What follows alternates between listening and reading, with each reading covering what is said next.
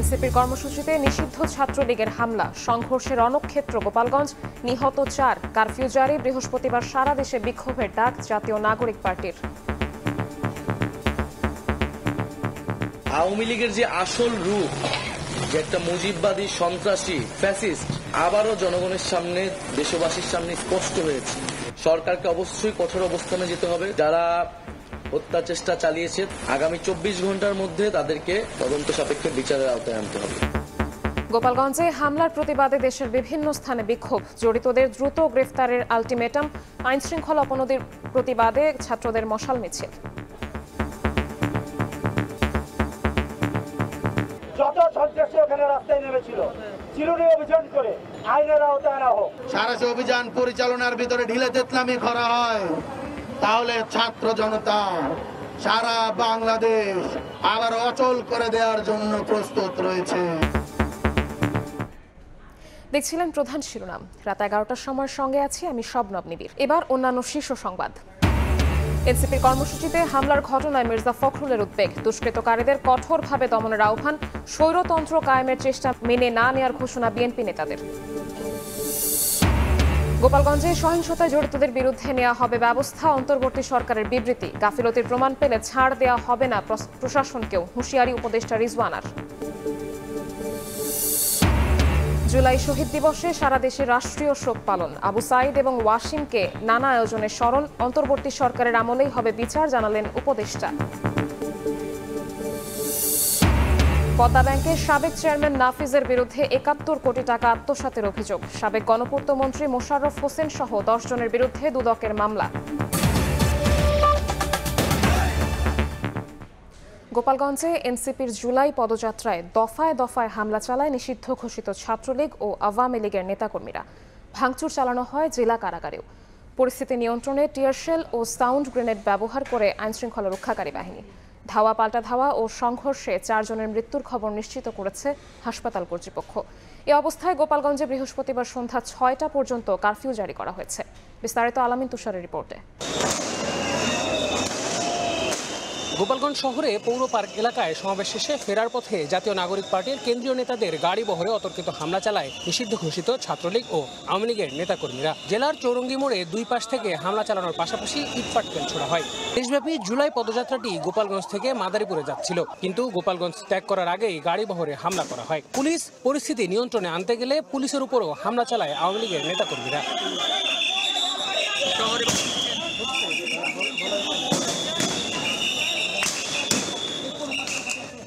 ঘটনাস্থলে সেনাবাহিনী এসে হামলাকারীদের প্রতিরোধের চেষ্টা চালায়। পুলিশও হামলাকারীদের সরিয়ে দিতে টিয়ার গ্যাস নিক্ষেপ করে, রাবার বুলেট ও সাউন্ড গ্রেনেডও ছুটতে দেখা যায়। এদিকে গোপালগঞ্জের বিভিন্ন সড়ক ব্যারিকেড দিয়ে আটকে ফেলে হামলাকারীরা। এর মধ্যে জেলা কারাগারেও হামলা চালায় দুষ্কৃতিকারীরা। তবে কারাবন্দীদের কেউ বের হতে পারেননি বলে জানিয়েছেন কারারক্ষী।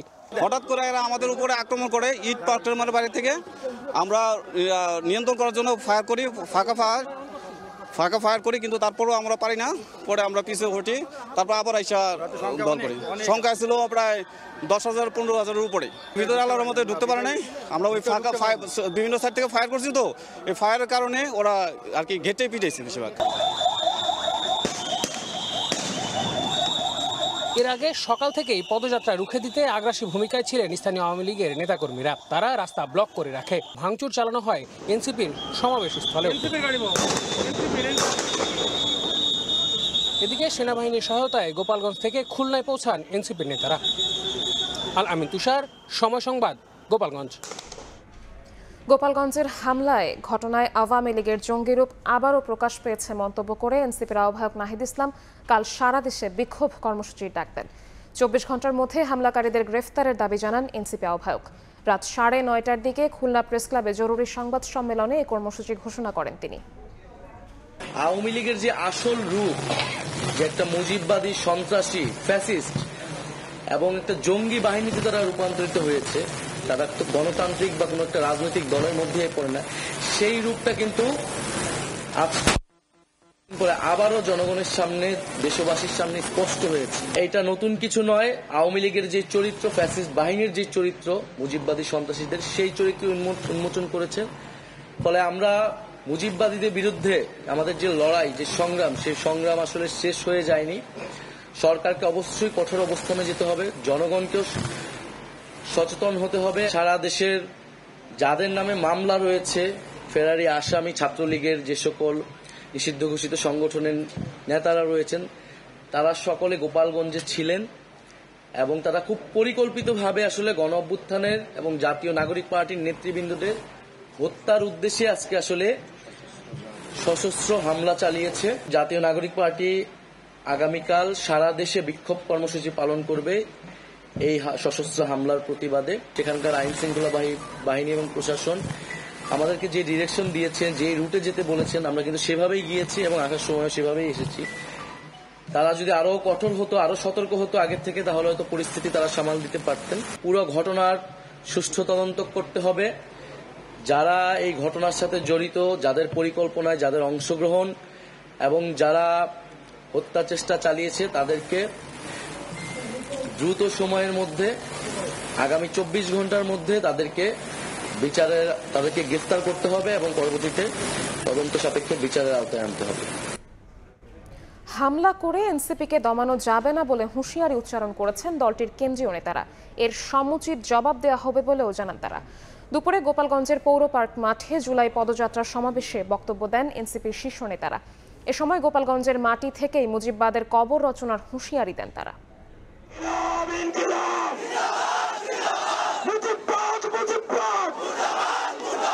পদে পদে বাধা, হামলা আর নানা হুমকি উপেক্ষা করে গোপালগঞ্জের সমাবেশ স্থলে জুলাই যোদ্ধারা। নগরীর পৌর পার্ক মাঠে প্রস্তুত করা হয়েছিল জুলাই পদযাত্রার সমাবেশের জন্য মঞ্চ।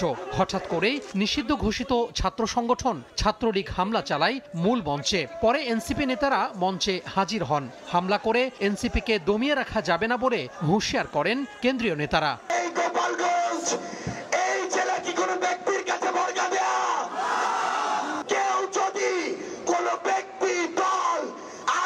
পরিবারকে সামনে রেখে এই গোপালগঞ্জকে বর্গা দিতে চায়, আমরা ঐক্যবদ্ধভাবে তাদের প্রতিহত করব।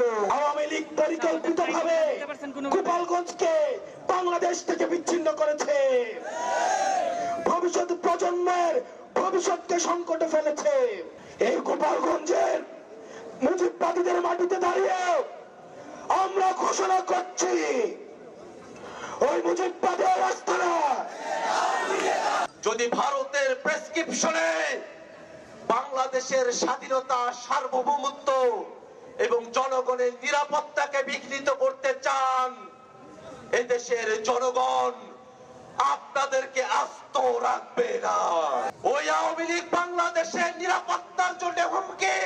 অতএব আওয়ামী লীগ এবং মুজিববাদের সাথে সাথে মুজিববাদী সংবিধানেরও কবর রচনা করতে হবে। গোপালগঞ্জে এনসিপি যুদ্ধের জন্য আসেনি উল্লেখ করে দলটির কেন্দ্রীয় আহ্বায়ক নাহিদ ইসলাম বলেন, গোপালগঞ্জ থেকে মুজিববাদের কবর রচনা করা হবে।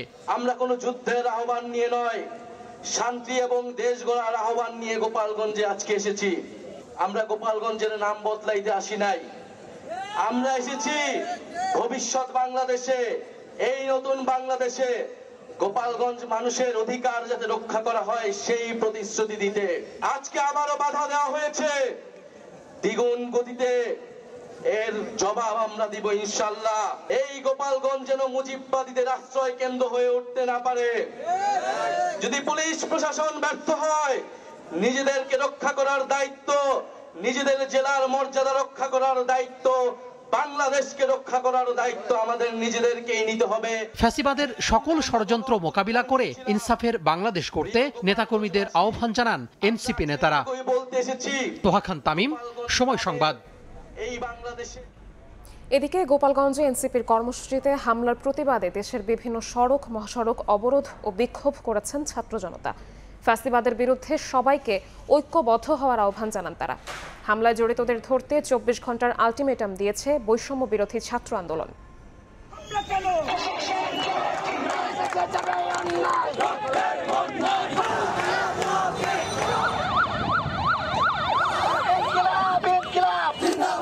গোপালগঞ্জে এনসিপির পদযাত্রা কর্মসূচির আগে ও পরে হামলা করে নিষিদ্ধ ঘোষিত ছাত্রলীগ এবং আওয়ামী লীগ নেতাকর্মীরা। এর প্রতিবাদে দেশের বিভিন্ন স্থানে সড়ক, মহাসড়কে নেমে আসে এনসিপির নেতাকর্মী সহ ছাত্র জনতা।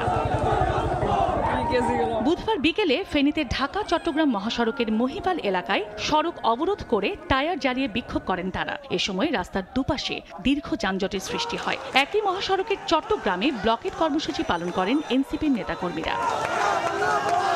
একই ঘটনায় গাজীপুরে ঢাকা ময়মনসিংহ মহাসড়ক, রাজবাড়ীর গোয়ালন্দ মোড়ে ঢাকা খুলনা মহাসড়ক, বরিশাল কুয়াকাটা মহাসড়ক, নারায়ণগঞ্জের সাইনবোর্ড এলাকা, কুমিল্লা ও মুন্সিগঞ্জে পদ্মা সেতুর মাওয়া প্রান্ত সহ বিভিন্ন মহাসড়ক অবরোধ করা হয়। গোপালগঞ্জের প্রশাসন এখন আওয়ামী লীগের যেই প্রসপেকশন সেটা তারা বাস্তবায়ন করছে। ইউনূস স্যারের সরকার তারা যত সম্ভব দ্রুততার সাথে এই পদক্ষেপ নিবে এই সন্ত্রাসী আওয়ামী লীগ নিষিদ্ধ ঘোষিত আওয়ামী লীগ এবং নিষিদ্ধ ঘোষিত ছাত্রলীগের বিরুদ্ধে যারা এই হামলা করেছে তাদের উপর যথাযথ ব্যবস্থা গ্রহণ করবে। পরে জাতীয় নাগরিক পার্টির নেতারা ফেসবুক স্ট্যাটাসে ব্লকেট তুলে নিয়ে রাস্তার পাশে কর্মসূচির আহ্বান জানান। এরপর মহাসড়কের অবরোধ ছেড়ে দিয়ে বিক্ষোভ করেন ছাত্র জনতা। ফ্যাসিবাদের বিরুদ্ধে সবাইকে ঐক্যবদ্ধ হওয়ার আহ্বান জানান তারা। প্রতিবাদ হয়েছে রাজধানীতেও। হামলার প্রতিবাদে কর্মসূচি পালন করেন এনসিপি ও বৈষম্য বিরোধী ছাত্র আন্দোলনের নেতাকর্মীরা। গোপালগঞ্জ সহ সারা দেশে সাঁড়াশি অভিযান চালিয়ে আওয়ামী সন্ত্রাসীদের গ্রেফতারের দাবি জানান তারা। যত সন্ত্রাসী ওখানে রাস্তায় নেমেছিল, চিরুনি অভিযান করে প্রত্যেককে গ্রেফতার করে আইনের আওতায় আনা হোক। 24 ঘন্টার মাঝে যদি জুলাইয়ের সহযোদ্ধাদের যারা এখানে হামলা চালিয়েছে তাদের গ্রেপ্তার না করা হয়, সাঁড়াশি অভিযান পরিচালনার ভিতরে ঢিলে তেতলামি করা হয়, তাহলে ছাত্র জনতা সারা বাংলাদেশ জুলাইয়ের মতো আবার অচল করে দেওয়ার জন্য প্রস্তুত রয়েছে। এদিকে এনসিপির নেতাকর্মীদের হামলার প্রতিবাদে রাজধানীর সায়েন্স ল্যাব থেকে শাহবাগ পর্যন্ত কফিন মিছিল করেন জুলাই ঐক্যের নেতাকর্মীরা। পাশাপাশি বিভিন্ন এলাকায় জামায়াতের নেতাকর্মীরাও বিক্ষোভ মিছিল করেন। চন্দ্রবিশ্বাস, ববি, সময় সংবাদ। সারা দেশে আইন শৃঙ্খলা পরিস্থিতি অবনতির প্রতিবাদে ঢাকা বিশ্ববিদ্যালয়ে মশাল মিছিল করেছে ছাত্রদল। একের পর এক ঘটনা ঘটছে মন্তব্য করে ঢাবি ছাত্রদল সভাপতি গণেশ চন্দ্র সাহস বলেন, অন্তর্বর্তী সরকার শিক্ষা প্রতিষ্ঠানগুলোতে মব কালচার উস্কে দিয়েছে। কক্সবাজারে বিএনপি নেতাকে হত্যার প্রতিবাদ জানিয়ে নেতাকর্মীরা বলেন, একটি গুপ্ত সংগঠনের কর্মীরা দেশকে অস্থিতিশীল করার চক্রান্ত করছে। এর আগে টিএসসি থেকে মশাল মিছিল শুরু হয়ে হলপাড়া ঘুরে আবারও টিএসসি প্রাঙ্গণে এসে শেষ হয়।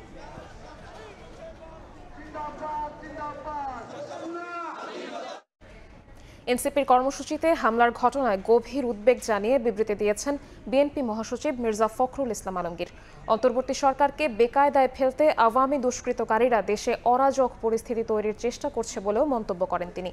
এদিকে রাজধানীতে বেশ কয়েকটি সভা সমাবেশে অংশ নিয়ে দলের কেন্দ্রীয় নেতারা বলেন, গণতন্ত্রের মুখোশ পরে স্বৈরতন্ত্র কায়েমের চেষ্টা মেনে নেওয়া হবে না। গোপালগঞ্জে জাতীয় নাগরিক পার্টি এনসিপির সমাবেশে হামলার প্রতিবাদে বুধবার বিকেলে বিবৃতি দিয়েছেন বিএনপি মহাসচিব মির্জা ফখরুল ইসলাম আলমগীর। এই ঘটনার তীব্র নিন্দা জানিয়ে তিনি বলেন, আইন শৃঙ্খলা পরিস্থিতির চরম অবনতির কারণে অন্তর্বর্তীকালীন সরকারকে বেকায়দায় ফেলে দেশে অরাজক পরিস্থিতি তৈরির চেষ্টা করছে আওয়ামী দুষ্কৃতকারীরা। এদের কঠোর হাতে দমনের কোনো বিকল্প নেই বলেও মন্তব্য করেন মির্জা ফখরুল। এদিকে বুধবার রাজধানীতে বিএনপি এবং দলের ভারপ্রাপ্ত চেয়ারম্যান তারেক রহমানকে নিয়ে ষড়যন্ত্রমূলক মিথ্যাচার অপপ্রচারের বিরুদ্ধে আলোচনা সভা বিক্ষোভ সমাবেশ করেছে কয়েকটি সংগঠন। জাতীয় প্রেস ক্লাবের সামনে বিক্ষোভ মিছিল করে ডক্টরস অ্যাসোসিয়েশন অব বাংলাদেশ। এতে যোগ দিয়ে বিএনপির ভাইস চেয়ারম্যান শামসুজ্জামান দুদু বলেন, যারা একসময় স্বাধীনতার বিরোধিতা করেছে, গণতন্ত্রের বিপক্ষে কাজ করেছে, তারাই এখন নির্বাচন ঠেকানোর চেষ্টা করছে।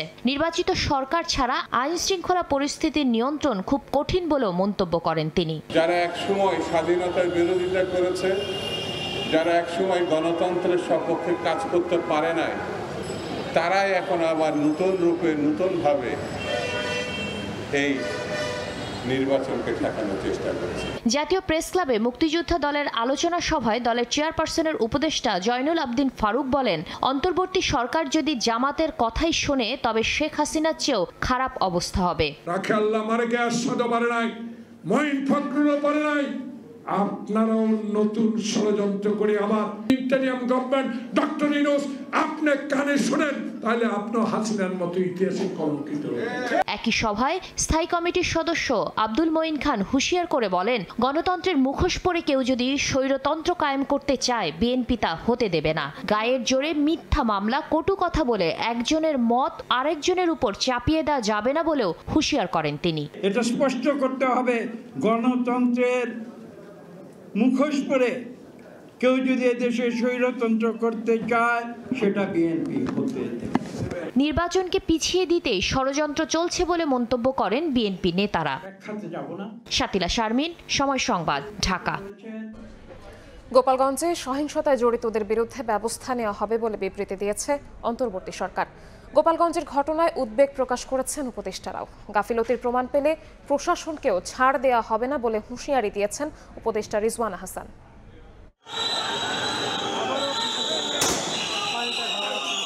আইন শৃঙ্খলা বাহিনীর সঙ্গে হামলাকারীদের ধাওয়া পাল্টা ধাওয়া, টিয়ার শেল আর রাবার বুলেটে দিনভর উত্তপ্ত গোপালগঞ্জ।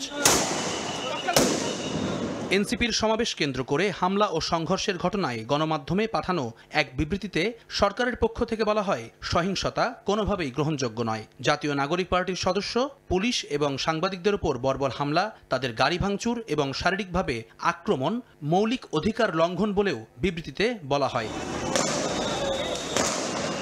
বিবৃতিতে বলা হয়, এই হামলা যারা চালিয়েছে সবাইকে বিচারের আওতায় আনা হবে। দেশে সহিংসতার কোনো জায়গা নেই, ন্যায় বিচার নিশ্চিত হবেই বলে জানানো হয় তাতে। এদিকে গোপালগঞ্জের ঘটনায় উদ্বেগ প্রকাশ করেছেন উপদেষ্টারাও। সৈয়দপুরে গণমাধ্যমে দেয়া বক্তব্যে তারা বলেন, গোপালগঞ্জের হামলায় প্রশাসনের ঘাটতি আছে কিনা তা খতিয়ে দেখা হবে। এটা কোনোভাবেই গ্রহণযোগ্য না, এটা অবশ্যই শাস্তির মুখোমুখি হবে এবং প্রশাসনের যদি কোনো গাফিলতি থাকে তাহলে প্রশাসনের বিরুদ্ধে ব্যবস্থা নেওয়া হবে। আওয়ামী লীগ 15 বছর যাবত নিজের দলীয় লোক নিয়োগ দিয়ে ধীরে ধীরে এই পুলিশটাকে গড়ে তুলেছে। সেই পুলিশ আমাকে 100% সাপোর্ট প্রথম দিন থেকে দিতে পারবে বলেন। পরিস্থিতি নিয়ন্ত্রণে আজ রাত 8টা থেকে গোপালগঞ্জে কারফিউ থাকবে। জুম্মান সাদিক, জ্যাভলিন, সময় সংবাদ, ঢাকা। অন্তর্বর্তী সরকারের সময়েই আবু সাঈদ হত্যার বিচার করা হবে বলে জানিয়েছেন আইন উপদেষ্টা। জুলাই শহীদ দিবসে রংপুরে বেগম রোকেয়া বিশ্ববিদ্যালয়ের আয়োজনে তিনি এই কথা বলেন। জুলাই হত্যার বিচার, সংস্কার এবং বৈষম্য দূর করার দাবি বক্তাদের। দুহাত প্রসারিত করে আবু সাঈদ হয়ে উঠেছিলেন যেন পুরো বাংলাদেশ। পুলিশের নির্বিচারে চালানো গুলিতে শহীদ হন তিনি। কোটা সংস্কার আন্দোলন পরিণত হয় সরকার পতনের গণ আন্দোলনে। শহীদ আবু সাঈদের প্রথম শাহাদাত বার্ষিকীতে রংপুর বেগম রোকেয়া বিশ্ববিদ্যালয়ের শিক্ষক শিক্ষার্থীরা সহ বিভিন্ন সামাজিক, সাংস্কৃতিক ও রাজনৈতিক সংগঠন নানা অনুষ্ঠানের আয়োজন করে। বুধবার সকালে পীরগঞ্জের বামুনপুর গ্রামে শহীদ আবু সাঈদের কবর জিয়ারতের মাধ্যমে শুরু হয় এই কর্মসূচি। এ সময় উপস্থিত ছিলেন বেগম রোকেয়া বিশ্ববিদ্যালয়ের উপাচার্য সহ বিশ্ববিদ্যালয়ের শিক্ষার্থীরা। এদিকে জুলাই শহীদ দিবস ও শহীদ আবু সাঈদের প্রথম শাহাদাত দিবস উপলক্ষে লাল ব্যাচ ধারণ করে একটি শোক র্যালি বের করে বেগম রোকেয়া বিশ্ববিদ্যালয়ের শিক্ষক শিক্ষার্থীরা। বৈষম্যের বিরুদ্ধে আবু সাঈদের যে লড়াই ছিল তা ফুটে ওঠে তরুণদের কণ্ঠে। আয়োজনে যোগ দেন আইন ও শিক্ষা উপদেষ্টা। এ সময় নির্দিষ্ট সময়ের মধ্যে আবু সাঈদ হত্যার বিচারের দাবি জানান শহীদ আবু সাঈদের বাবা। প্রথম হত্যা আমার ছেলে, সরকার যেন নির্দিষ্টভাবে অপরাধীরা আইনের আওতায় নিয়ে আসে। এদিকে অন্তর্বর্তী সরকারের সময়ই আবু সাঈদ হত্যার বিচার করা হবে বলে জানান আইন উপদেষ্টা। বিচার কাজ আপনাদেরকে আমি নিশ্চিত করছি পূর্ণ গতিতে এগিয়ে চলেছে, এখানে কারো কোনো রকম গাফলতি নাই। আমার দৃঢ় বিশ্বাস আমাদের সরকারের শাসন আমলে আপনারা আবু সাঈদ হত্যাকাণ্ডের বিচার দেখে যাবেন। শুধুমাত্র একজন অপরাধীকে ফাঁসি দিলেই বিচার হয় না। যদি সত্যিকার অর্থে বিচার চাই তাহলে আমাদের বৈষম্যহীন সমাজ গড়তে হবে, তাহলে আমাদের ন্যায় এবং সমতা ভিত্তিক সমাজ গড়তে হবে। এর আগে শহীদ Abu Sayeed memorial street stamp ও স্মৃতিস্তম্ভের উদ্বোধন করেন উপদেষ্টারা। নাজমুল ইসলাম নিশাত, সময় সংবাদ, রংপুর। রাজধানীর পুরান ঢাকায় ব্যবসার নিয়ন্ত্রণ নেয়ার দ্বন্দ্বেই সোহাগকে হত্যা করা হয় বলে জানালো ডিএমপি। অভিযুক্তদের রাজনৈতিক পরিচয় থাকলেও হত্যাকাণ্ডে রাজনৈতিক কোনো সম্পৃক্ততা নেই বলে জানিয়েছেন ডিএমপি কমিশনার। এই ঘটনায় পাথর নিক্ষেপকারী 2 জন সহ মোট 9 জন আসামিকে গ্রেপ্তার করা হয়েছে। অন্যান্য আসামিদের গ্রেপ্তারের চেষ্টা অব্যাহত আছে। পিল্লু কমিশনারের ছত্রছায়ায় বিগত 17 বছর ধরে এই কাজ করছে কিন্তু সোহাগ। এই 5 আগস্টের পট পরিবর্তনের ফলে সে আবার তার ভোল পাল্টায়া এদিকে আসছে। এইখানে আরেকটা গ্রুপ এই ব্যবসার সাথে জড়াই গেছে, একে অপরকে চিনে, একে অপরকে জানে এবং এলাকারই তারা ওই ব্যবসায়িক দ্বন্দ্ব এবং কোন্দল থেকে এই হত্যাকাণ্ড সংঘটিত।